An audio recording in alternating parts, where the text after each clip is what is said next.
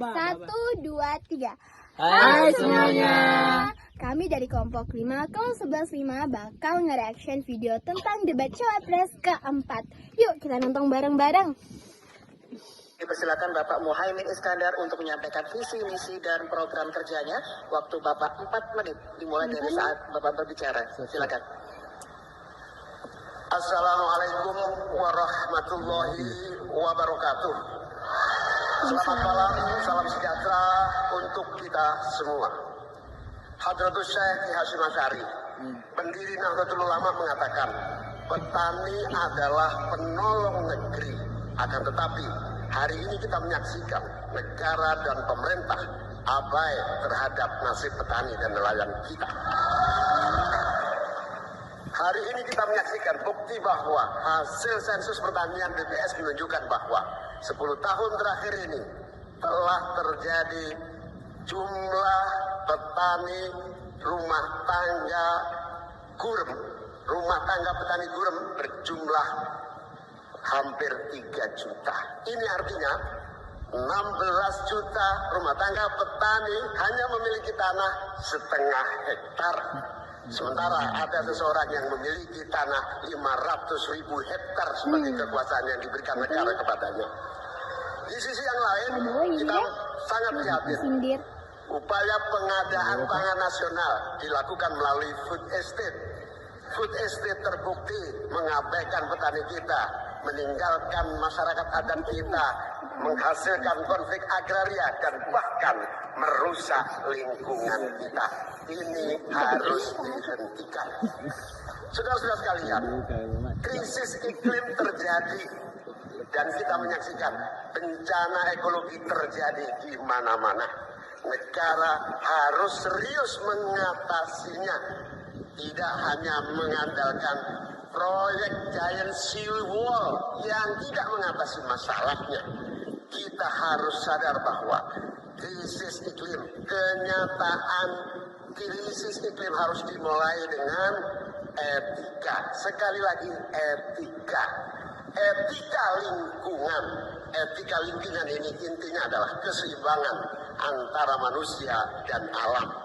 Tidak menang-menangan, seimbang manusia dan alam. Akan tetapi kita menyaksikan bahwa kita tidak seimbang di dalam melaksanakan pembangunan kita. Kita melihat ada yang namanya krisis iklim tidak diatasi dengan serius. Bahkan kita ditunjukkan anggaran mengatasi krisis iklim jauh di bawah anggaran sektor-sektor lainnya. Hadirin saudara sekalian setanah air yang saya cintai. Dengan kesadaran ini, maka kita harus kembali bahwa pembangunan nasional, bahwa kebijakan nasional harus berpijak kepada yang namanya keadilan. Keadilan iklim, keadilan ekologi, keadilan antar generasi, keadilan agraria, dan tentu keadilan sosial. Saudara-saudara sekalian, rakyat harus dilibatkan. Rakyat tidak boleh ditinggal karena pemilik negeri ini rakyat. Pemerintah hanyalah pelaksana dari pemilik negeri ini. Oleh karena itu, desa harus menjadi titik tumpu pembangunan. Petani, nelayan, peternak, masyarakat adat harus menjadi bagian utama dari program pengadaan pangan nasional. Reforma agraria harus menjadi kepastian distribusi lahan bagi para petani kita.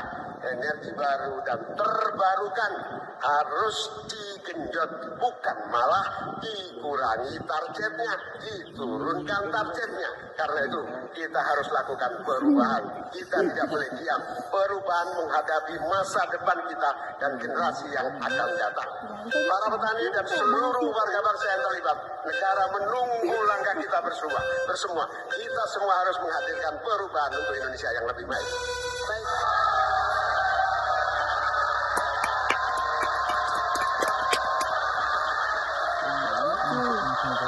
Bapak Ibu cukup. Nanti kita berikan waktu terakhir ya. Kita lanjutkan Bapak Ibu ya. Tenang. Bukunya lain itu yang berisi di. Baik, terima kasih Bapak Muhaimin Iskandar. Selanjutnya, kami persilakan calon wakil presiden nomor urut 2 Bapak Gibran Raka Buming Raka untuk menyampaikan visi, misi, dan program kerja. Waktu Bapak 4 menit dimulai ketika Bapak berbicara. Assalamualaikum warahmatullahi wabarakatuh. Salam sejahtera. Salam, Om Swastiastu, Namo Buddhaya, salam kebajikan. Indonesia ini negara besar. Kita harus bersyukur Indonesia memiliki sumber daya alam yang sangat kaya. Di antaranya kita punya cadangan nikel terbesar di dunia. Timah terbesar nomor 2. Oleh karena itu, program hilirisasi harus dilanjutkan dan diperluas cakupannya. Tidak hanya hilirisasi tambang saja, tapi juga hilirisasi pertanian, sektor maritim, dan juga hilirisasi digital. Intinya, kita tidak boleh lagi mengirim barang mentah. Untuk mengurangi Jadi pendapat kalian tentang debat kali ini bagaimana?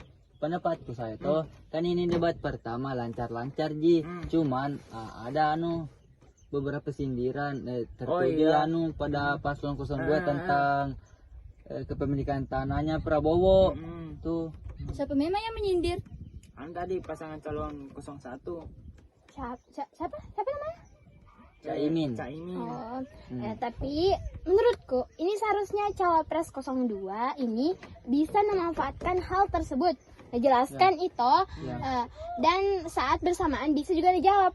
Jadi bisa double point biar unggul dalam debat ini. Kayak debat yang lalu kan banyak orang yang bilang yang unggul itu Gibran karena yang lainnya kan kayak lihat contekan. Tapi Gibran sempat dituduh kan kayak ada yang dengar toh, padahal enggak ada Ji. Tapi kali ini tidak pakai contekan. Siapa? Gibran. Semuanya Gibran kan enggak dari dulu memang enggak toh. Ya Mika apa dia pakai contekan 01? Iya. Atau semuanya dari contekan. Tapi kan tiga tadi lihat contekan. Oh iya guys, coba dia. Coba. 03 juga. Iya, Dia menjelaskan tentang pertanian. Oh, coba. Misinya toh. Mana aja? Lihat contekan nih. Pasi puri. Saja Pasi aja. ini si pasi. Pasti pada. Mana? Karena kuliah itu paslon 1 begini-begini saya menjelaskan melihat ke depan, sedangkan ini tidak. 03 tadi. Sedangkan paslon 3 selalu melihat ke bawah kayak lihat contekan begini. Iya kan, udah aku Pas dia perhatikan. membaca visi misinya. Mana aja?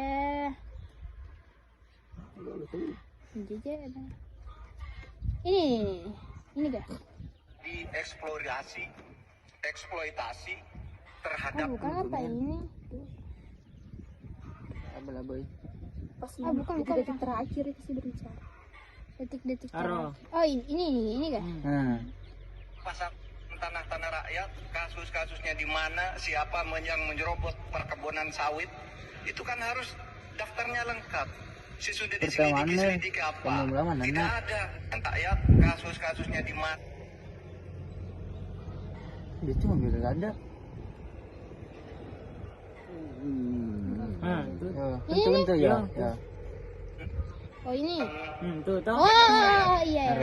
Dan energi selalu harus Terus menyeluruh contekan. dari hulu Oh iya dia ke bawah. keterbukaan informasi. Kayaknya. Jadi menurutmu Mel, bagaimana tentang debat kali ini? Nah, kita ke 02 dulu. Gibran tadi sempat bilang Ya. tentang bahwa Indonesia bisa 3.686 gigawatt. Ya. Maksudnya apa itu? 3.000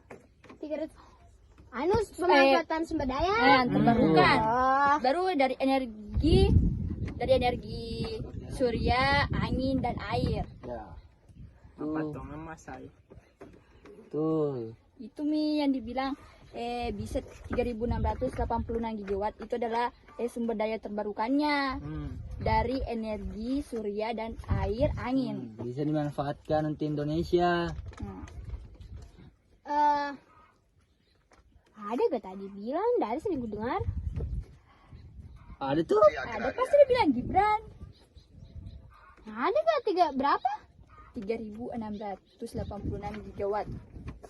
Gibran gitu, Gibran ya. Gibran? Gibran kan ada. Dia Prabowo kan.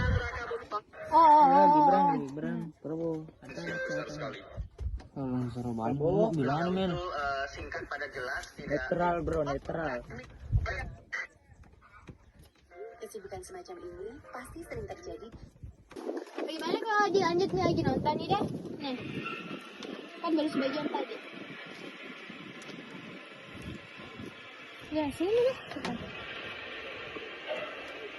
Subtemanya adalah masyarakat adat. Selanjutnya kami persilakan panelis Ibu Roka Sobolinggi SPMA untuk mengambil undian daftar pertanyaan dari dalam wadah. Sekali lagi kepada calon wakil presiden untuk menyimak dengan seksama karena pertanyaan hanya akan kami bacakan satu kali. Pertanyaan untuk calon wakil presiden nomor urut 3, Bapak Mahfud MD. Kebijakan agraria dan sumber daya alam sering tanpa persetujuan masyarakat adat. Akibatnya, sejak 2014 terjadi perampasan 8,5 juta hektar wilayah adat, mengakibatkan 678 kasus kriminalisasi dan pemiskinan perempuan adat. Pertanyaannya, bagaimana strategi paslon untuk memulihkan hak-hak masyarakat adat? Waktu menjawab 2 menit dimulai saat Bapak berbicara. Silakan. Terima kasih, moderator. Saya ingin memulai masalah ini dengan pengalaman bahwa saat ini di tahun 2024 ini berdasar rekapitulasi yang dibuat oleh Kemenko Polhukam dari 10.000 pengaduan tidak sama dengan sertifikasi. Pemerintah sebetulnya sudah memiliki Perpres 86 tahun 2018 yang menentukan lokasi prioritas reformasi agraria. Sehingga sebetulnya sederhana, laksanakan itu dengan sungguh-sungguh, maka akan terdistribusi hak-hak tanah. Kalau tadi ada pernyataan soal konstitusi, prinsip dasar distribusi tanah itu memang melekat dalam konstitusi kita. Bahwa seluruh kekayaan negara ini punya negara. Dan tugas adanya pemerintah itu adalah membagi aset tanah ini dalam reforma agraria. Sehingga sertifikat yang menjadi agenda itu sama sekali tidak masuk dalam redistribusi aset, distribusi lahan. Sehingga kita harus merubah dan kita tunjukkan bahwa terjadi distribusi lahan untuk petani semakin sejahtera.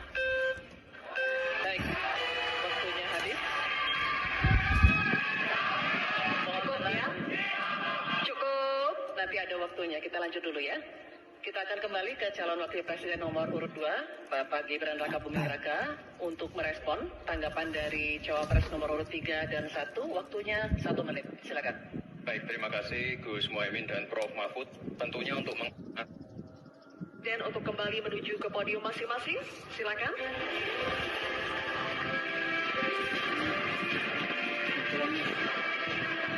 Oke, selesai nih deh. Selesai nih. Oke. Jadi bagaimana Mi kira-kira kesimpulannya debat ini? Jadi toh bisa dilihat dari Caimin. Caimin banyak belajar dari debat-debat sebelumnya. Kata-katanya sangat mudah dimengerti. Tapi menurutku, kalau Gibran kali ini lebih banyak ofensif, tekniknya menggunakan bahasa terminologi. Jadi kayak susah mencerna orang-orang, toh kalau orang-orang awam susah pahami. Sedangkan kalau Prof Mahfud selalu bicara tentang data. Jadi kalau untuk orang-orang awam ya, kayak orang-orang pedesaan, lebih mudah mengerti. Jadi bisa dibayangkan begitu. Baik, itulah video reaction kita tentang debat cawapres keempat. Sekian dan terima kasih. Assalamualaikum warahmatullahi wabarakatuh. See you next time. Kerja aja Katri. Pulang, marilah pulang, mari pulang bersama-sama. Mari pulang, marilah